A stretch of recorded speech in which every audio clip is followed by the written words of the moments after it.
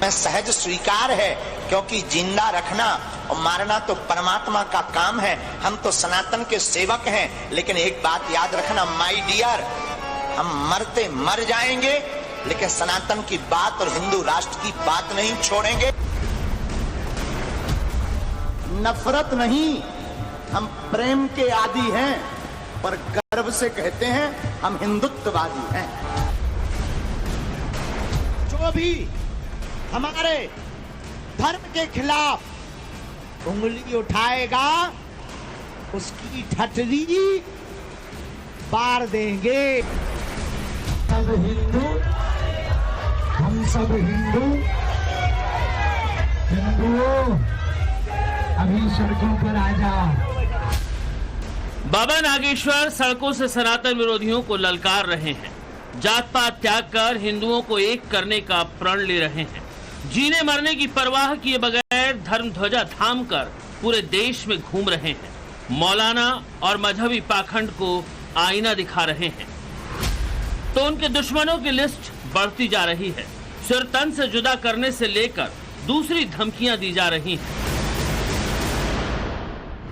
मरेंगे तब तक घर घर धीरेन्द्र कृष्ण क्रांति लेकर निकल पड़ेगा।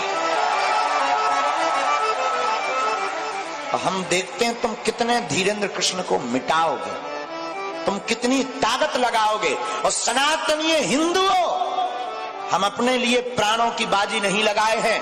हम चाहते हैं तुम्हारी बहन बेटियों पर कोई उंगली ना उठाए, तुम्हारी राम की यात्रा पर कोई पत्थर ना फेंके और तुम्हारे राम के मंदिर पर कोई रोक ना लगाए। हम सिर्फ इसलिए ललकारते हैं धर्म विरोधियों को।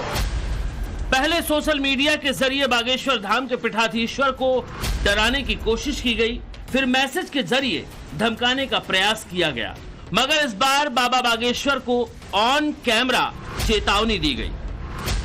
धमकी देने वाला भूल गया कि बाबा बागेश्वर ने संभल के हरिहर मंदिर में रुद्राभिषेक करने की बात कही थी, न कि अमृतसर के हर मंदिर साहिब में। हिंदी में दिए गए बाबा के बयान पर कट्टरपंथी बरजिंदर परवाना ने पंजाब के खन्ना में कैसे अर्थ का अनर्थ कर दिया, वो शीशे की तरह साफ होते देर नहीं लगी। इत्थे ते तुहाडी इंदिरा मां नूं असीं गड्डी चाढ़िया, ओनू नहीं पैर पान दिता अंदर।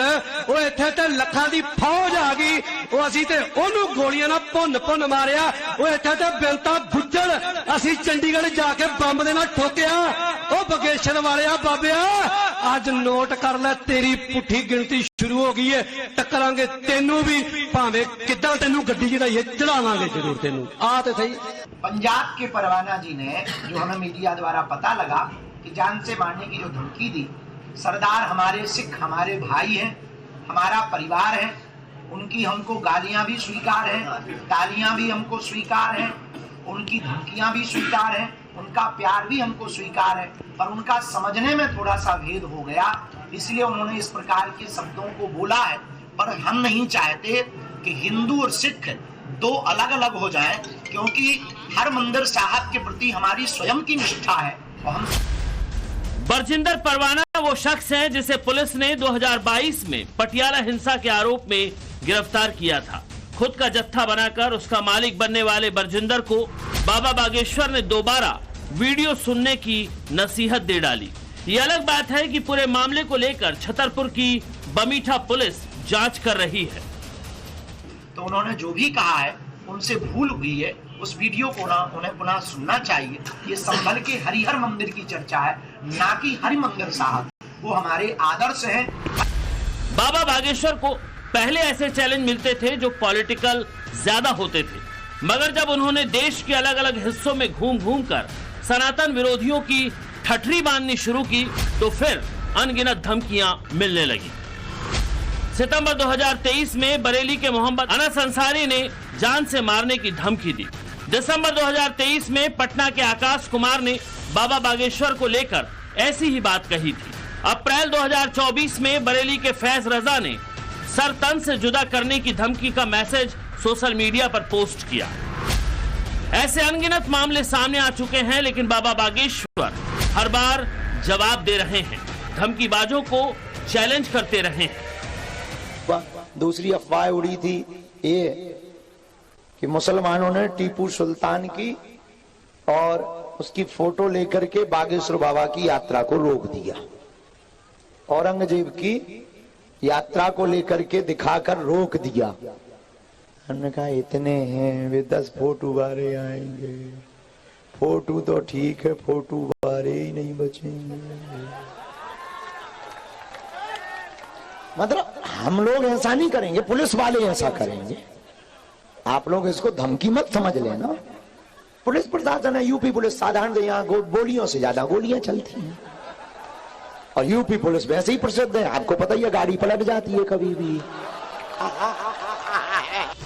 वैसे तो बाबा बागेश्वर की सिक्योरिटी 5 लेयर की है। Z+ कैटेगरी का सुरक्षा घेरा होते हुए उनके पास तक पहुंचना हर किसी के लिए आसान नहीं होता।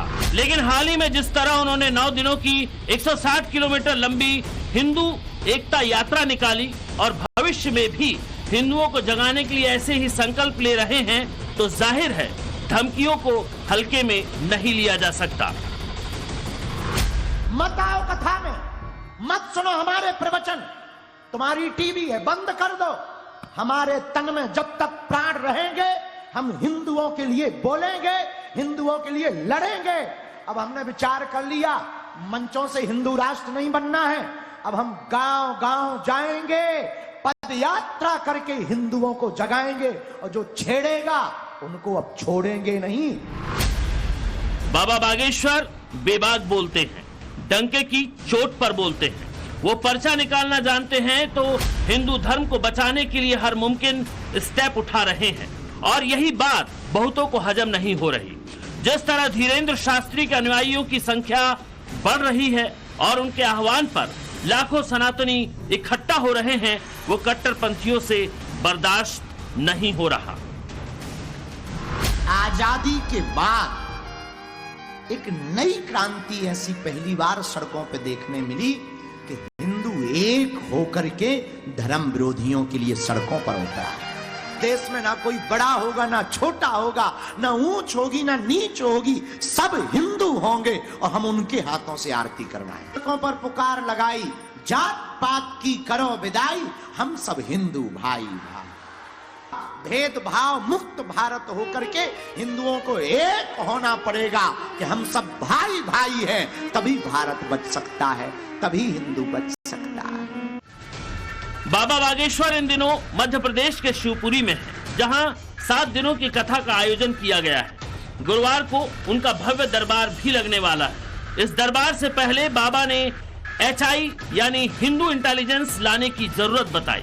पंडित धीरेन्द्र शास्त्री की अपील है कि सनातनी संस्कृति और विरासत को बचाने के लिए 1 करोड़ कट्टर हिंदुओं की जरूरत है। बाबा बागेश्वर धर्म पलायन से लेकर मस्जिदों में मिलने वाले मंदिर के सबूत पर बिना झिझके जवाब देते हैं। अब उन्होंने नया नारा दिया है, वो है जात पात की विदाई का, जिसका शंकराचार्य अभिमुक्तेश्वरानंद ने विरोध किया। हालांकि बाबा बागेश्वर का अपना ही तर्क है।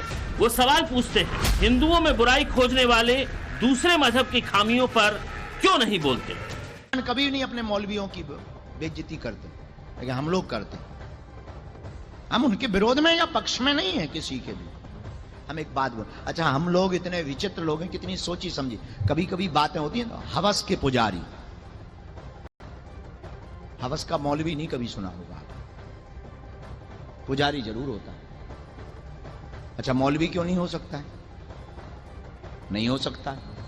क्यों? क्योंकि हम लोगों के दिमाग में बहुत प्रायोजित तरीके से ब्रेन को ब्रॉस करने के लिए, हमारे दिमाग में कुतर्क भरने के लिए शब्दों को पहुंचाया गया और भरा जा रहा। अभी पिछले कुछ समय में एक घटना हुई जिसमें हवस के किसी मौलाना को उसकी बेटी की मां ने चप्पलों से पीटा। ऐसे कई ऐसे केस हैं।